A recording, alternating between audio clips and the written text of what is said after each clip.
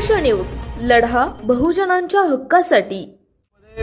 चेंबूरला petrol पंपावरती जो हादसा झालाय घाटकोपरला रमाबाई कॉलेजच्या समोर असणारं हे पेट्रोल पंप नव्यानंच इथे ओपन झालं होतं आणि त्याच्यावरती ज्या पद्धतीनं हे कामकाज करण्यात आलं आपण पाहिलं असेल। एवढं मोठं ते होर्डिंग आहे आणि त्या होर्डिंगला अत्यंत तुटपुंज असणारं फुटिंग म्हणजे सपोर्ट खालती जमिनीमध्ये दिलेला आहे आणि त्यामुळं कालच्या वाऱ्यामध्ये ते पडलं आणि जवळजवळ 100 गाड्या आता होर्डिंगच्या खाली अडकलेल्या आहेत। पेट्रोल पंपावर पूर्ण पडलेला आहे आणि अत्यंत दुर्दैवानं आज ही परिस्थिती आपण पाहतोय की अजूनही एक उचलणे शक्य नाही। खालती पेट्रोल डिझेल आणि गॅस याच्या लाईन्स आहेत आणि एवढी वाईट परिस्थिती आहे। खरं म्हणजे याच्यामध्ये जबाबदार असणारे सरकारी आणि वरिष्ठ, कारण ही जागा सुद्धा ही कोणाची याबद्दल अजून डाऊटफुल आहे, वादातीत आहे। त्याच्यामध्ये एवढं मोठं पेट्रोल पंप उभं करायला दिलं, त्याबरोबर एवढी मोठी होर्डिंग उभी करायला दिली आणि आज त्याच्यामुळं या संपूर्ण एकंदरीत अनेक लोकांचा दुर्दैवानं आज या इथं मृत्युमुखी झालेला आहे। खरं म्हणजे हे या इथं असणाऱ्या प्रशासनाचं फेल्युअर आहे असं मी समजतो।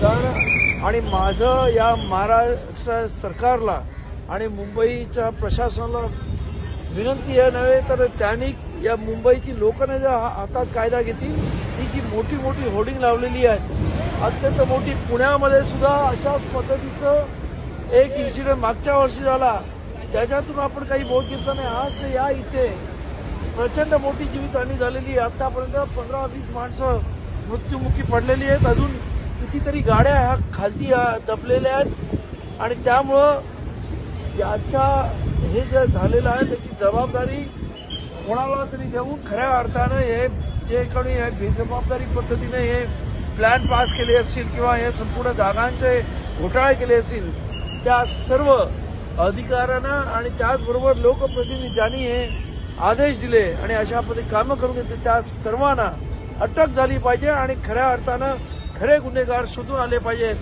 तरच या इथं ही जी काही मंडळी आज आमची मुंबईकर दुर्दैवानं शहीद झाले त्यांना खऱ्या अर्थानं त्यांचे जे बलिदान आहे ते व्यर्थ जाणार नाही, नाहीतर हे असंच होत राहतं आणि कोणालाही आज आपण पाहतो की कसल्याही प्रकारचं रिस्पॉन्सिबिलिटी नाही, काही नाही।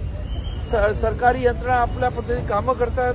आज आता जवळजवळ 24 तास होत आलेत तरी तो हे उचलणं शक्य नाही, एवढं प्रचंड ते कामकाज आहे आणि त्यामुळं या सर्वांना जबाबदार असणाऱ्यांना ताबडतोबीनं सरकारनं त्यांच्यावरती कारवाई करावी अशी आमची मागणी आहे।